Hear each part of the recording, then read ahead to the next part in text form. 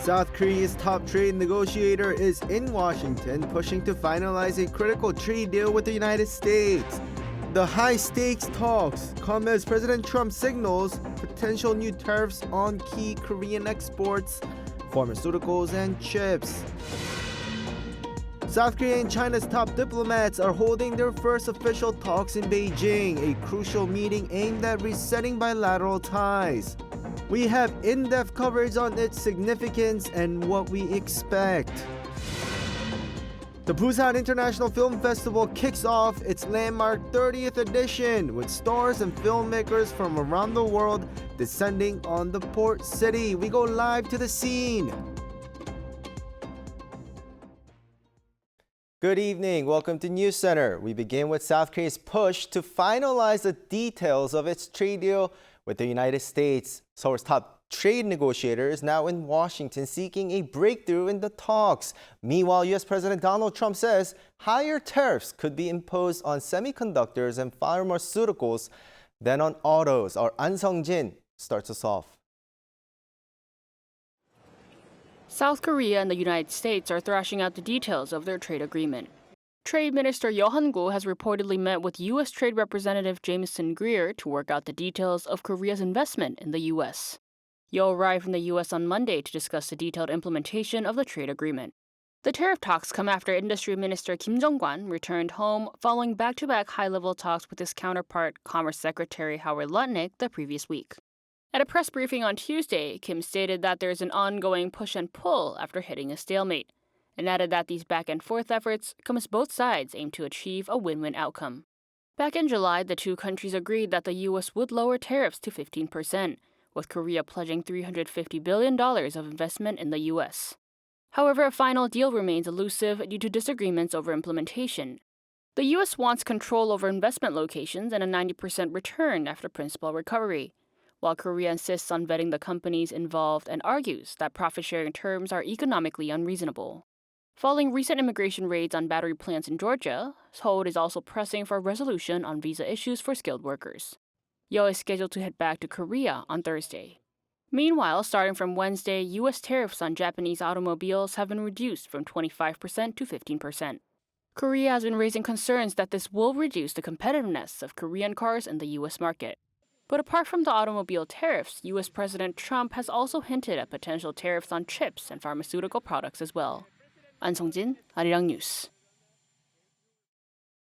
South Korea is marking Young People Week, with the government seeking solutions to relevant challenges such as the employment of young people. As part of this, President Lee Jae-myung met with young entrepreneurs today to discuss how best to support their drive for innovation and growth. Our presidential office correspondent Song Yu-jin reports. A society where failure is no longer a stigma. That's the vision President Lee Jae-myung has for South Korea's young entrepreneurs.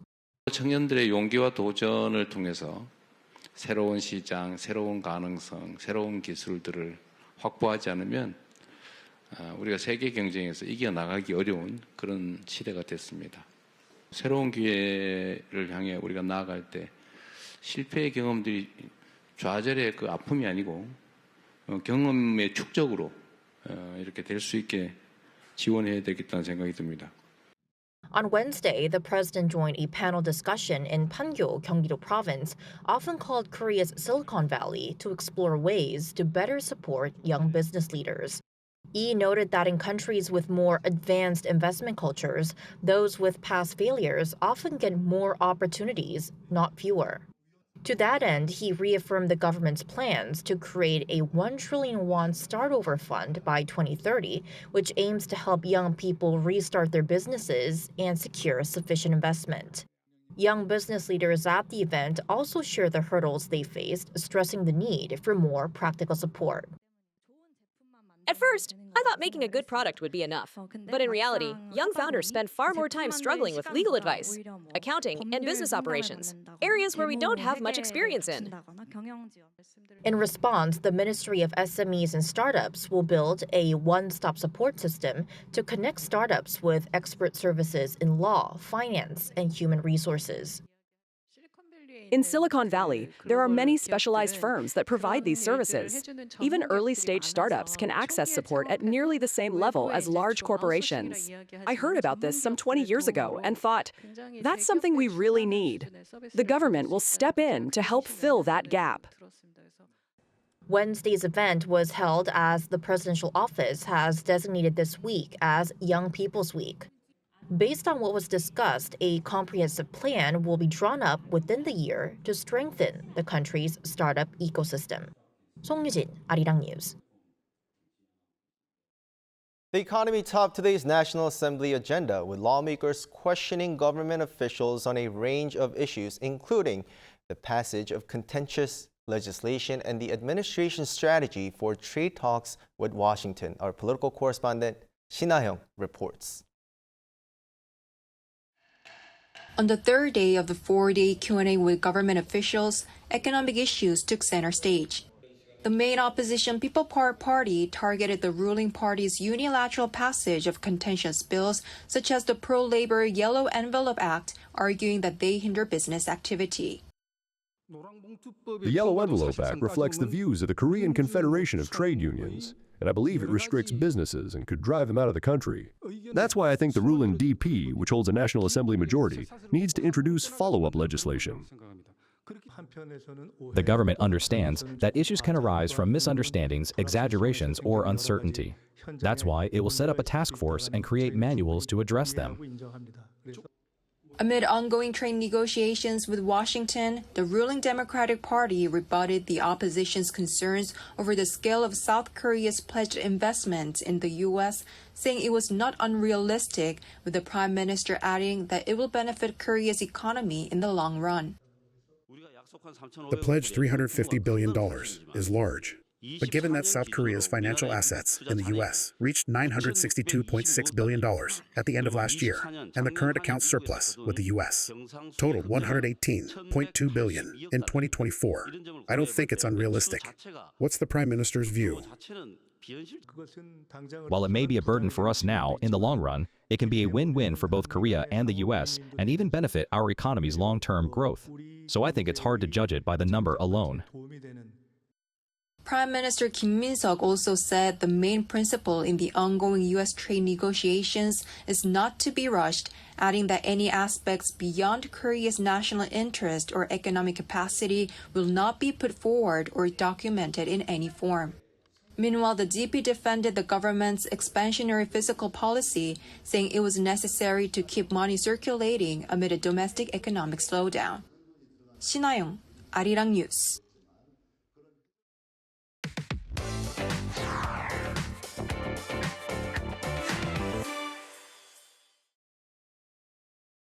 Now, the Korean and Chinese foreign ministers held their first talks in Beijing. For more on this, we invite Kim Bo-kyung into the studio. Bo-kyung, welcome to the show. Thanks for having me. Now, as far as I know, this marks the first foreign ministers meeting since the Lee Jae-myung administration kicked off early June. What is the latest information we have about the meeting and what significance does it hold? Right. So South Korea's Foreign Minister Cho Hyun and his counterpart Chinese Foreign Minister Wang Yi held their talks in Beijing beginning at around 6:30 p.m. and are assumed to be having dinner afterwards. So we might have to wait for meetings results to come out later at night. But for now, Minister Cho reportedly said he hopes Seoul-Beijing ties will mature and develop with the APEC summit being a turning point, while Wang Yi underlined that the two countries must become strategic cooperative partners. Regarding the significance of the meeting, as you said, it marks the first talks between the two top diplomats since the inauguration of President Lee. Minister Wang has not visited South Korea since attending the Korea-Japan-China foreign ministers meeting in Busan in November 2023. Since former Foreign Minister Cho Tae-yeol visited China in May last year, it was now China's turn to visit South Korea. But Foreign Minister Cho Hyun decided not to insist on order or formalities, and this is how the meeting came about. One expert says this meeting has many layers of significance in that South Korea is trying to navigate its relations with the U.S. and China, showing that Seoul is aiming to conduct a more independent, multilateral, and reasonably balanced diplomacy. He also added that this is to alleviate tensions in the region. this visit is likely a part of an effort to reset or de-escalate tensions in Northeast Asia. Also, Seoul has interest in ensuring China remains at least partially cooperative in dealing with North Korea and in maintaining regional order. Right, I guess we'll have to wait to see what the two top diplomats discuss, but the foreign minister, Cho Hyun, he did, however, give us a hint before he departed for China. Right. He departed for his two-day visit to Beijing this morning, and he did say he's going to discuss a wide range of issues with his Chinese counterpart. Easing tensions in Northeast Asia as North Korean leader Kim Jong-un recently visited China will, of course, be on the agenda, along with specifics of Chinese President Xi Jinping's visit to Korea during the APEC summit slated to take place in Gyeongju from October 31st to November 1st. Listen to this. Since Chairman Kim Jong-un recently visited China, we plan to discuss that and consult with China on North Korea issues. We also expect President Xi Jinping to visit South Korea for the APEC summit, and we will talk about the details of this. When asked about whether Seoul will ask Beijing to play a role in Pyongyang's denuclearization, Minister Cho said the South Korean government was consistently urging China to play a constructive role on the issue, and that he will ask once more during the meeting. There are some thorny issues to talk about, including China's placement of structures in the West Sea, to underline that even though neighboring countries should cooperate, some undesirable issues should be raised and addressed, and he will raise them to find a solution. I see. Now, before Joe departed for Beijing, Chinese state media also expressed high expectations. Could you tell us more about that? Sure. The state-run Hanchu Shibao newspaper and its English version, the Global Times, published a joint editorial on Tuesday saying Minister Cho's visit to Beijing is highly significant in terms of timing and that they hope this will serve as an opportunity to advance bilateral relations. Hoping that the two diplomats' meeting will create a favorable atmosphere for future high-level exchanges, the editorial also noted that there have been recent signs of a restoration in relations between South Korea and China, citing the Korean government's decision to allow visa-free entry for Chinese group tourists starting later this month. While saying China was able to see South Korea's determination to develop relations with Beijing by Minister Cho choosing to visit the country first without sticking to precedents, they argued that both countries should work together by ignoring external factors and focusing on the fundamental interests of the two countries. All right, Bo-young, these are all the questions I have for today. Thank you for joining us. Thank you.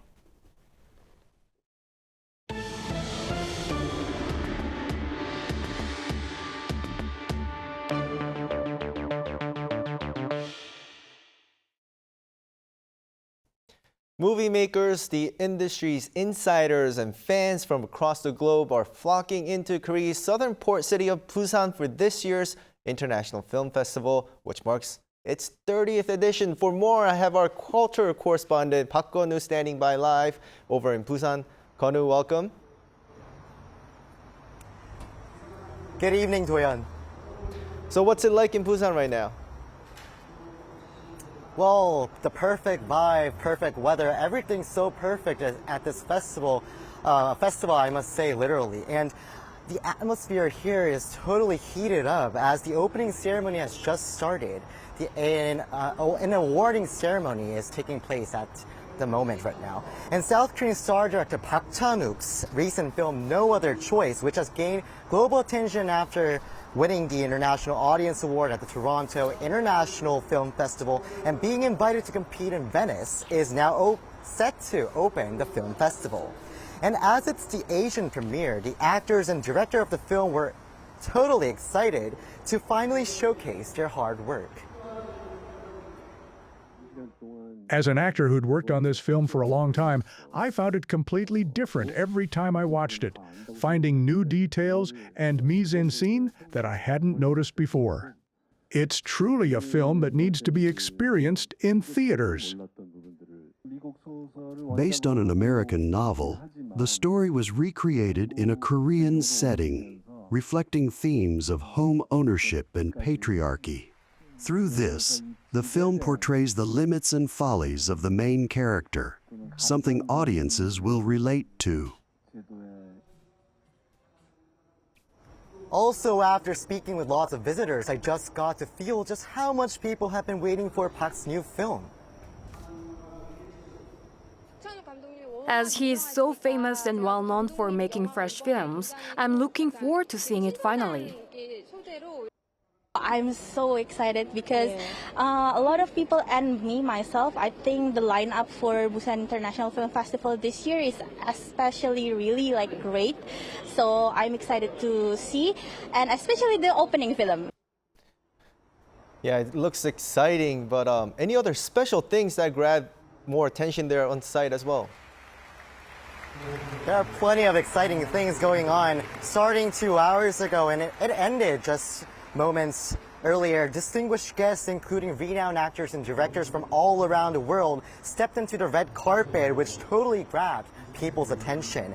Those actors and directors include the main characters of the opening film No Other Choice, Lee Byung-hun and Son Ye-jin, K-pop Demon Hunters director Maggie Kang, and Guillermo del Toro, who will be showcasing Frankenstein.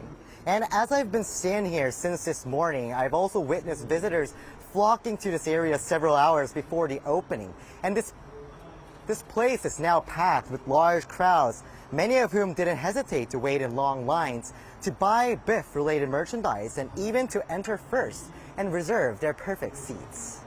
Right. Now, I'm sure there are special highlights planned for this year as it's the 30th anniversary. Do tell us more. Yes, so as this year marks the 30th edition, as you mentioned, since its launch in 1996, BIFF has prepared a number of special programs to celebrate the milestone.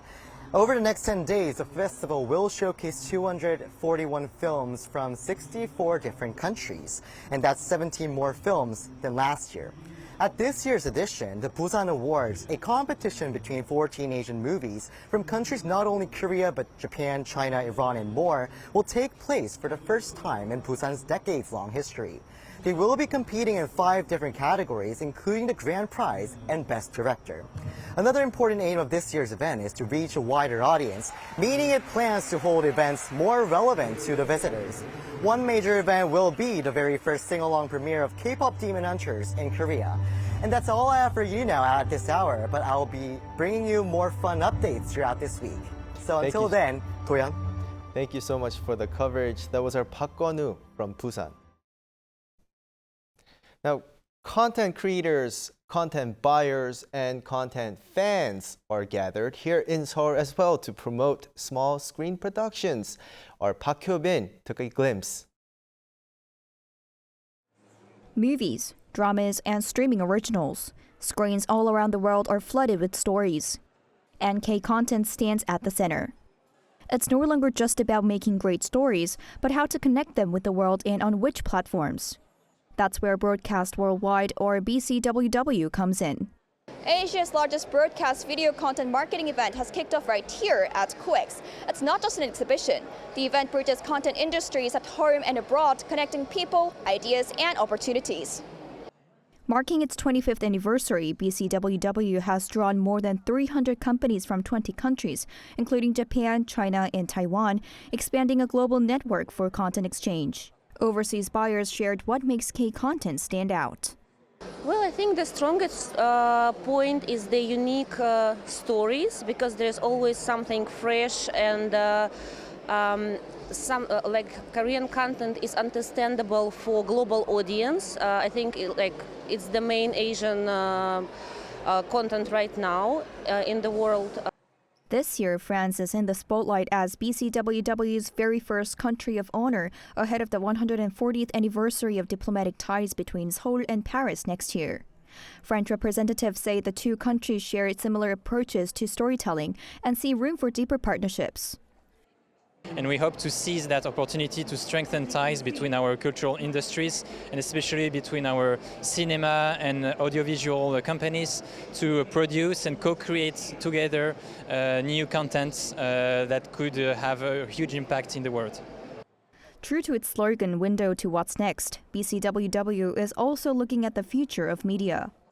Newer streaming formats are also introduced, which are changing how audiences find and watch programs.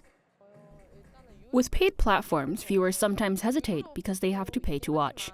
But our platform is usually built into smart TVs, so anyone can access them easily and comfortably.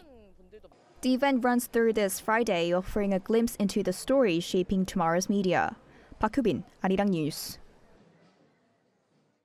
An artist who turned pain into beauty is being remembered in Seoul. A major retrospective is shedding new light on the life and work of Kim Tschang-Yeul, best known as the water drop painter. Yeong reports. Crystal clear water drops glisten on a canvas. Deceptively simple, yet full of depth. Even the smallest drop has striking clarity, given that these are paintings. Now, a major retrospective is shedding light on the life and art of the late Kim Tschang-Yeul, the so-called water drop painter, who devoted over 50 years to this singular motif. It's more than just paint on canvas. Each water drop by Kim Tschang-Yeul is a reflection of history, trauma, and resilience. And this exhibition brings his vision full circle. Though Kim is best remembered for the water drops he painted from the early 1970s until his passing in 2021, his artistic journey stretches further back. His earliest works, marked by bold brushstrokes, embodied the scars of war. These harsh yet formative wounds became the source from which the water drops later emerged. After moving to New York, Kim endured years of inner turmoil. Dissatisfied with much of his output, he kept these works from public view. His canvases shifted toward geometric abstraction, gradually evolving into the form of a drop. In 1971, water drops appeared in his work for the very first time, and 2 pioneering pieces were unveiled in this exhibition. The water drops, in fact, carry the meaning of mourning the dead, those lost to war. Kim Tschang-Yeul lost 60 of his 120 middle school classmates during the Korean War, and he came to think of the drops as bullet wounds in flesh. Beyond archival works and early experiments, visitors can follow Kim's meticulous process through sketches and working notes. Being able to see what the artist intended in each period, along with his sketches and working methods, was really insightful for me. This retrospective is a journey through history and healing, which is crystallized in the luminous drops that defined Kim Tschang-Yeul's life's work. The exhibition runs through December 21st at the Museum of Modern and Contemporary Art in Seoul. Yeong, Arirang News.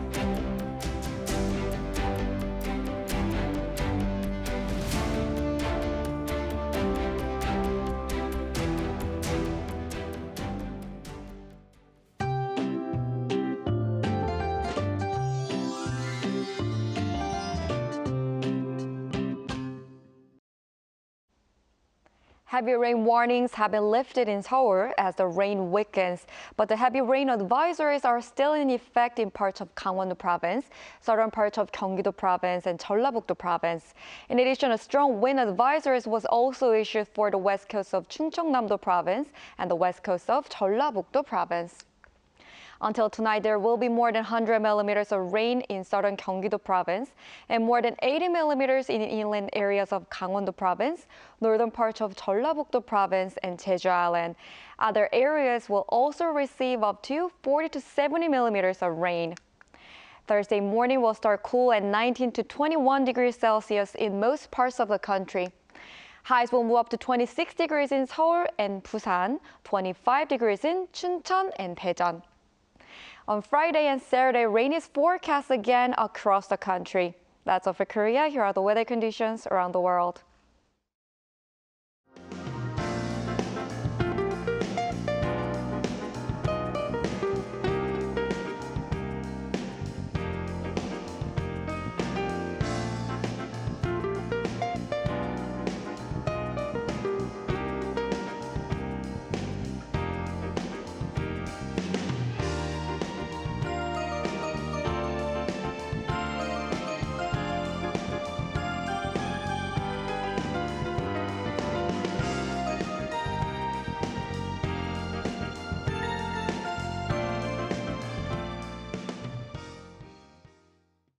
That is Newscenter for tonight. I'm Kim Do-yeon in Seoul. For all of us here at Arirang, thanks for watching, and we hope you join us again tomorrow.